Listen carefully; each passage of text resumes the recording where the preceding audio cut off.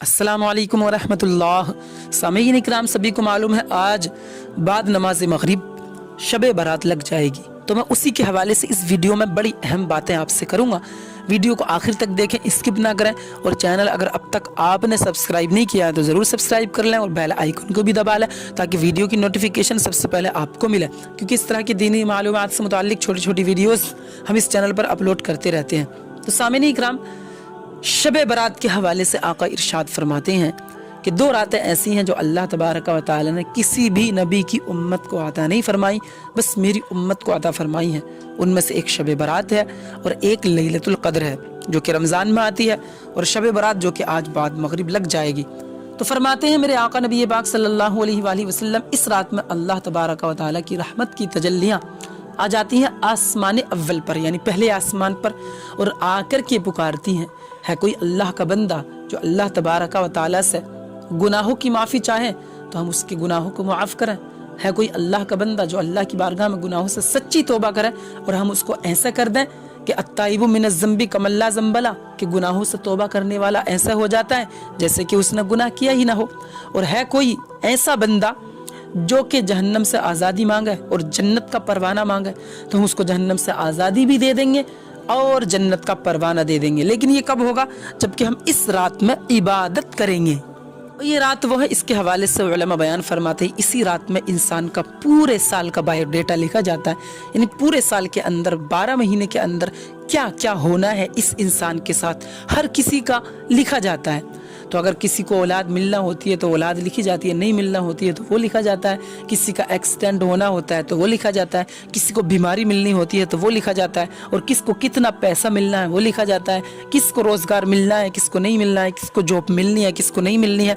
बहरहाल हर चीज़ पूरे साल की इस रात में लिखी जाती है। तो भाइयों, मैं आपसे गुजारिश करूंगा इस रात में मोबाइल ना चला करके, पंचायत ना लगा करके, नींद ना निकाल करके, इधर उधर ना घूम करके आप मस्जिद में आ जाएं और इबादत करें और अल्लाह की बारगाह में दुआ करें, ए अल्लाह, इस रात में तू लिखेगा ना किसे बीमारी मिलनी है किसे नहीं, तो अगर मेरी किस्मत में बीमारी आने वाली हो तो अल्लाह पाक मेरी किस्मत से वो बीमारी दूर कर दे, या मुझको जॉब नहीं मिलने वाली है तो अल्लाह मेरी किस्मत में जॉब लिख दे, या अल्लाह मेरे पास औलाद नहीं है तो तू मेरी किस्मत में औलाद लिख दे, या अल्लाह अगर मैं किसी हादसे में या एक्सीडेंट में मुब्तला होने वाला हूँ, मेरा एक्सीडेंट होने वाला हूँ, तो अल्लाह इस रात की बरकत से मेरी ज़िंदगी से, मेरे इस साल से वो एक्सीडेंट दूर कर दे। बहरहाल किसी भी तरह की आप दुआ कर सकते हैं अल्लाह की बारगाह में। तो इस रात में आका फरमाते हैं अल्लाह तबारक व तआला अपने गुनहगार बंदे की दुआ को कबूल फरमा लेता है। और ख़ास करके हमारी माँ और बहनें और हमारे मर्द हजरात जो कि इस रात में नफली नमाज पढ़ते हैं,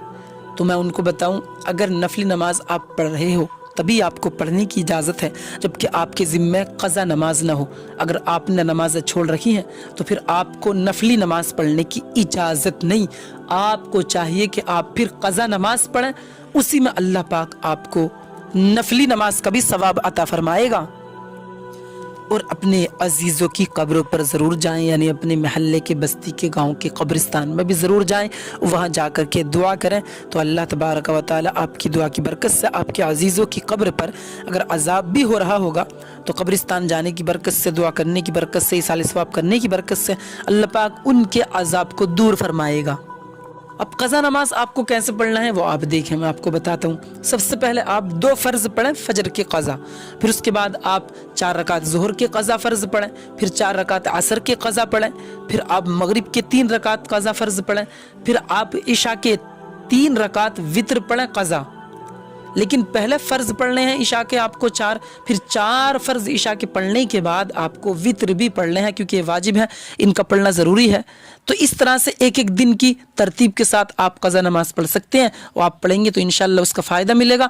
अल्लाह पाक की बारगाह में दुआ, अल्लाह पाक जितने भी औलाद हैं सबको इस रात की बरकत से औलाद अता फरमा। कोई एक्सीडेंट में बीमारी मुब्तला होने वाला है, अल्लाह सबकी बीमारियाँ दूर फरमा। और अल्लाह पाक अगर किसी के घर में बेटे और बेटियाँ जवान हैं, उनका इंतज़ाम शादी का गैफ से मुहैया फरमा, सबको नेक रिश्ते और सच्चे रिश्ते अता फरमा। और अल्लाह पाक हम सबको बिलखुसूस शब बारात के फीज़ व बरक़ात से माला माल फरमा। खुदा।